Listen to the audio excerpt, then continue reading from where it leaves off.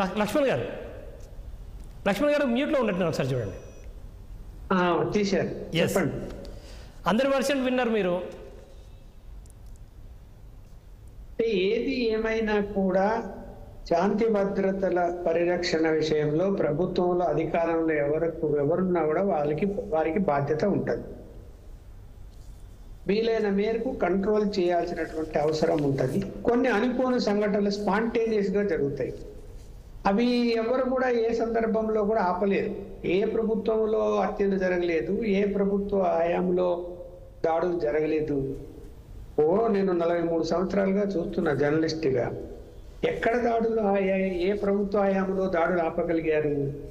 ఇది వ్యక్తిగత కక్షలు ఉన్నప్పుడు, అలాగే వ్యక్తిగత సమస్యలు ఉన్నప్పుడు చాలా ఆవేశానికి లోనైపోయి దాడులు చేస్తారు, హత్యలు చేస్తారు. ఫ్యాక్షన్ యొక్క ఉన్నటువంటి గ్రామాల్లో అయితే కనుక ఎక్కువ హత్యలు జరుగుతాయి.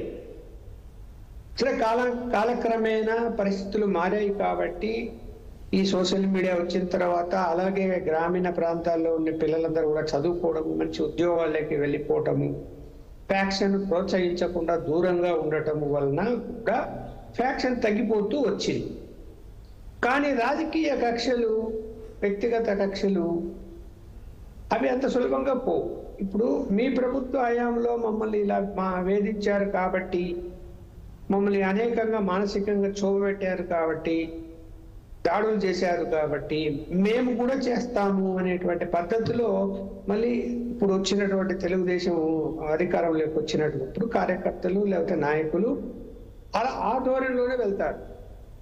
దాన్ని నాయకుడు అనేవాడు ఆపగలిగారు. వాళ్ళు తప్పు చేశారు, వైఎస్ఆర్సీపీ నాయకులు. మనము అదే తప్పు చేయకూడదు కదా. అప్పుడు అరాచకాలు జరిగాయి, దాని మీద కేసులు ఉన్నాయి, నడుస్తున్నాయి. మనం కూడా అదే దారిలో ప్రయాణం చేస్తే నష్టపోయేది ఆంధ్రప్రదేశ్. ఎందుకు? అభివృద్ధి అన్నది శాంతి భద్రతలు సక్రమంగా ఉంటేనే అభివృద్ధి అన్నది చాలా త్వరితగతిన ముందుకు పోతుంది, పెట్టుబడులు వస్తాయి. లేదు, శాంతి భద్రతలకు రోజు విఘాతం కలుగుతున్నది అంటే పెట్టుబడిదారులు ఎవరు రారు. అందువల్ల ఇవన్నీ ఆలోచించుకొని అధికారంలో ఉన్నటువంటి పార్టీ కూడా బాధ్యతాయుతంగా ఎప్పటికప్పుడు అలాంటి సంఘటనలు జరగకుండా కార్యకర్తలను నివారించాలి, ప్రతి దాడులు చేయకూడదు. ఇప్పుడు మిథున్ రెడ్డి ఆయన ఏదో ఒక ఎమ్మెల్యే ఇంటికి వచ్చాడు, ఒక ఊరికి వస్తే అక్కడ పోయి దాడులు చేయాల్సిన అవసరం ఏంటంటే తెలుగుదేశం పార్టీ వాళ్ళకి? అంటే మేము ఒక పార్లమెంటు సభ్యుడు లేదా ఒక శాసనసభ్యుడు లేకపోతే ఒక మాజీ శాసనసభ్యుడు, మాజీ మంత్రులు తిరగడానికి కూడా మీ పర్మిషన్ తీసుకోవాలనా? అంటే మనం డెమోక్రటిక్ కంట్రీలో ఉన్నామా, డిక్టేటర్ కంట్రీలో ఉన్నామా? తప్పు కదా అది. మరి అది ఎందుకు కార్యకర్తలకు చెప్పలేకపోయారు నాయకులు? మీరు అలా దాడులు చేయకూడదని. ఇప్పుడు అదేమంటే వాళ్ళు చేసిన దాడులు చెప్తారు. వాళ్ళు దాడులు చేయరు, వాళ్ళు దాడులు చేశారు, దౌర్జన్యాలు చేశారు, ప్రజలు భయపడ్డారు. ఈ అరాచకవాదులు మళ్ళీ వస్తే కనుక ఇంకా అరాచకాలు జరుగుతాయి, మా ఆస్తులు దోచేస్తారని భయపడే కదా మీకు ఓట్లు వేశారు. ఎన్డీఏ గ్రూప్కు దారుణంగా 11 సీట్లకు పరిమితం చేశారు. కేవలం వాటి వల్లనే కదా, భయంతోనే కదా, దుర్మార్గమైనటువంటి పనులు చేసిన దాని వల్లనే కదా వాళ్ళు 11 సీట్లకు పరిమితం అయ్యారు.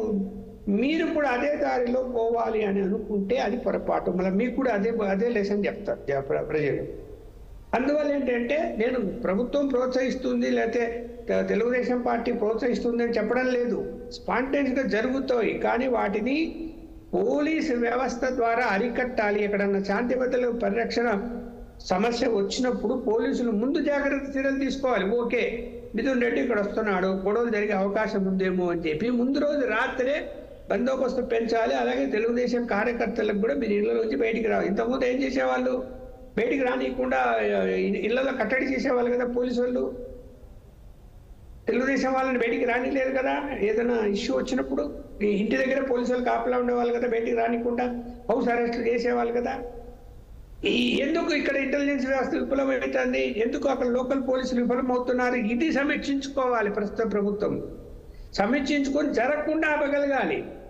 జరిగిన తర్వాత ఎవరైనా ఇష్యూ చేస్తారు. ప్రతిపక్ష పార్టీ అన్న తర్వాత సంఘటన జరిగితే ఇష్యూ చేయకుండా ఎలా ఉంటుంది? వాళ్ళు జనంలో ఉండాలనుకుంటారు. ఖచ్చితంగా చూసా కదా, ఇప్పుడు ఈ యొక్క నెల రోజులు జరిగిన సంఘటనలకే ఢిల్లీకి వెళ్ళి ఆయన ధర్నా చేస్తాడట. ఇంకా మళ్ళీ 5 సంవత్సరాల్లో జరిగిన వాటికి ఎక్కడ పోయి చేయాలిగా? ఏమైనా వరల్డ్ బ్యాంక్ దగ్గర, ప్రపంచ దేశాల దగ్గర పోయి ధర్నాలు చేయాలని చేసి ఉండాలి తెలుగుదేశం వాళ్ళ అప్పట్లో. ఏం చేస్తారు అక్కడ పోయి? ఢిల్లీకి పోయి ధర్నా చేసి ఏంటి? కేంద్రంలోని ప్రభుత్వానికి ఏం బాధ్యత ఉంది? ల్యాండ్ ఆర్డర్ అనేది రాష్ట్ర పరిధిలో ఉంటుంది. ఆ రాష్ట్ర పరిధిలో మించితే అప్పుడు కేంద్ర పరిధిలో పోతుంది. అప్పుడే మించిపోయిందా 30 రోజులకే? ఏం మించిపోయింది ఇక్కడ? అక్కడ పోయి ధర్నా చేసి ఇక్కడ అసెంబ్లీ జరుగుతుంటే ఇక్కడ ఈయన అక్కడ పోయి ధర్నా చేస్తాడు. దేనికి పిలిపిస్తావు? అంటే నువ్వు కేంద్ర ప్రభుత్వాన్ని కూడా నువ్వు బ్లాక్మెయిల్ చేసే ప్రయత్నం చేస్తున్నావా? విజయవాడలో అంబేద్కర్ విగ్రహం ఉంది, కూర్చోండి, ధర్నా చేయండి. లేదంటే చంద్రబాబు నాయుడు ఇంటికి పోయి ధర్నా చేయండి, తప్పలేదు. నిలదీయండి పోయి. అది కానీ ఢిల్లీకి పోయి చేస్తామంటే ఢిల్లీ ఏం చేస్తుందండి? ఇప్పుడు ఒక మర్డర్ జరిగింది నిన్న మొన్న. ఆ మర్డర్ సంబంధించిన కారణాలు చెప్తున్నారు. చంపిన వాళ్ళు ఆ ఎఫ్ఐఆర్లు కట్టారు. ఇవన్నీ ఆధారాలు ఉన్నప్పుడు ఆ కేసు సిబిఐకి ఇస్తారు. ఎవరన్నా సిబిఐకి ఏ కేసులు సిబిఐ టేకప్ చేసేది? చంపిన వాళ్ళు ఎవరో తేలకపోతే అప్పుడు సిబిఐ కోర్టుకు పోయినా లేదంటే కేంద్ర ప్రభుత్వం సిబిఐకి ఇస్తుంది. చంపిన వాళ్ళు ఎవరో క్లియర్గా తెలుసు, ఎఫ్ఐఆర్లో ఉన్నాడు, ఎందుకు చంపారో తెలుసు. ఇప్పుడు ఏ కేసులో ఇక్కడ ఇంతవరకు జరిగినటువంటి హత్య కేసుల్లో కానీ దాడుల కేసుల్లో కానీ క్లియర్గా ఎవిడెన్సులు ఉన్నాయి. ఏ కేసులు సిబిఐకి ఇస్తే ఇవాళ చెప్పమని చూద్దాం. జగన్మోహన్ రెడ్డి గారిని 30 మంది చచ్చారు, ఓకే. చచ్చిపోయిన వాళ్ళు సిబిఐ కేసు ఎలిజిబిలిటీ ఉండేది అంటే అర్హత ఉండే కేసు ఏదైనా ఒకటన్నా ఉందా? ఏమీ లేవు, ఒకటి కూడా లేవు. మరి ఎందుకు కేంద్ర ప్రభుత్వం దగ్గర మీరు పోయి అక్కడ ధర్నా చేస్తారంటున్నావు? అంటే వాళ్ళు ఎందుకు ఇంటర్ఫేర్ అవుతారంటే వాళ్ళు ఇప్పుడు ఇంటర్వ్యూ అయిపోయి లా అండ్ ఆర్డర్ ఫెయిల్ అయిపోయింది కాబట్టి ఎంబడే రాష్ట్రపతి పాలన పెట్టాలా ఇక్కడ? మరి మీ దగ్గర ఎన్నిసార్లు పెట్టిండాలి? మీ 5 సంవత్సరాల్లో ఎన్నిసార్లు రాష్ట్రపతి పాలన పెట్టిండాలా? అట్లా అనుకుంటే కేంద్రం పరిధిలోకి ఎందుకండి? మీరు ఫైట్ చేయండి. ఇక్కడ తప్పు జరిగితే ఎవరు చూస్తూ ఊరుకోవద్దు, ఫైట్ చేయాలా. చంద్రబాబు నాయుడు దగ్గర పోయి ధర్నా చేయి, లేదంటే అంబేద్కర్ గారి దగ్గర పోయి ధర్నా చేయి, ల్యాండ్ ఆర్డర్ కంట్రోల్ చేయమని అడగండి. అది పద్ధతి. కానీ నేను ఢిల్లీలో చేస్తాను.